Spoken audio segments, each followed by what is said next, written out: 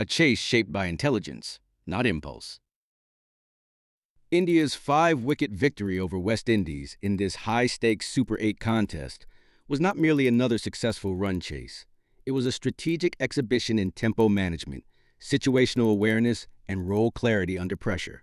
The final margin, 199 for 5 in 19.2 overs versus 195 for 4, disguises how firmly India controlled the match once the critical tactical layers are examined.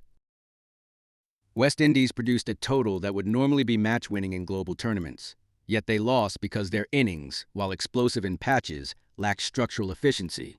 India, by contrast, built their pursuit like engineers assembling a bridge. Load-bearing phases first, acceleration later, collapse prevention throughout. West Indies innings, runs without optimization. At 195 for 4, West Indies appeared to have executed a near-perfect batting effort. The raw numbers suggested dominance. 5 batters above 27, a run rate approaching 10 and over, and a boundary-heavy finish. But the distribution of those runs reveals the deeper story. Their power play yielded only 45 without loss, a total that would have been strong in 2012, but is merely average in the modern T20 era. The decisive drag came from Captain Shai Hope's 32 off 33 balls. While anchors are valuable, the modern T20 framework demands that even stabilizing batters maintain a strike rate of at least 120 during the first 10 overs. Hope's tempo forced the middle order to overcompensate later. That overcompensation did arrive. Roston Chase's 40 from 25 and Shimron Hetmeyer's 27 from 12 shifted momentum decisively, while Roveman Powell and Jason Holder combined for an unbeaten 71 from 41 balls. The finishing phase yielded 76 runs from the final 6 overs, elite output by any standard. Yet the fundamental issue remained. West Indies' scoring curve was backloaded. They relied on late acceleration rather than sustained pressure. Against most sides, that would suffice. Against India's deep batting order, it created a chaseable target instead of a daunting one. India's bowling, containment as a strategic weapon. India's bowlers were not dominant in conventional statistical terms. None conceded fewer than 8 and over, and 2 exceeded 10. But the real metric of success was disruption timing. Jasprit Bumrah's 2 wickets came just as partnerships threatened to stretch the game beyond reach. Varun Chakravorty broke the opening stand before it could become structurally damaging. Hardik Pandya's middle overs control ensured the scoring rate never spiraled into the 12 per over range that typically makes totals insurmountable. In tournament cricket, bowling is less about economy than about intervention points. India intervened precisely when required.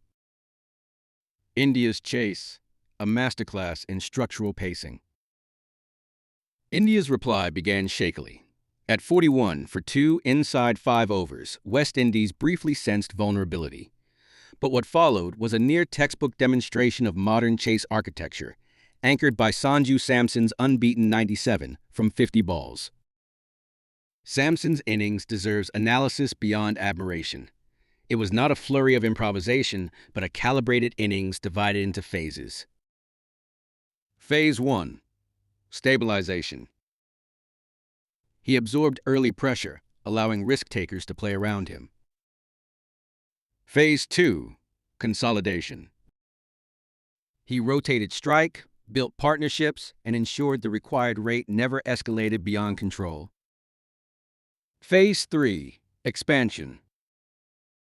Once set, he targeted specific bowlers and lengths, accelerating without exposing himself to unnecessary risk. Phase 4. Closure. He finished the chase personally, denying West Indies any psychological opening. This pattern mirrors the classical ODI chase template adapted for T20 tempo, a method increasingly favored by elite teams in knockout scenarios. The turning point. Not a wicket, but a moment. The match's decisive juncture came at 99 for 3 in the 11th over. Historically, chases stall at this stage when the required rate rises and a new batter is exposed. Instead, Samson and Tilak Varma added a brisk partnership that shifted the required rate downward rather than upward. From that point forward, the match became a probability exercise rather than a contest. India's win expectancy rose steadily because they retained wickets while scoring above the asking rate, the single most reliable indicator of successful chases in T20 cricket. West Indies' tactical dilemma. West Indies' bowling attack lacked a controlling phase bowler. Jason Holder and Shamar Joseph took wickets, but neither was able to impose sustained scoring pressure. Their strategy relied on breakthroughs rather than strangulation. Against a set batter like Samson, that approach becomes hazardous. Every failed wicket attempt becomes a boundary opportunity. Their attack also suffered from predictable lengths in the final overs. Samson, already calibrated to pace and bounce, capitalized ruthlessly. Strategic contrast between the sides. The contrast between the teams can be summarized in one principle. West Indies chased boundaries. India chased probability. West Indies' batting philosophy emphasized impact. India's emphasized control. Over a single innings, impact dazzles. Across 40 overs, control prevails. Tournament implications. This result propelled India into the semifinals and reinforced their reputation as one of the most tactically mature sides in the competition. They did not rely on a perfect team performance. Instead, they demonstrated that one disciplined innings, supported by structured bowling phases, can neutralize even a powerful opponent. For West Indies, elimination was not caused by a single failure, but by marginal inefficiencies compounded over 20 overs, a slow start, missed Yorkers, and an inability to break a set batter. Final assessment.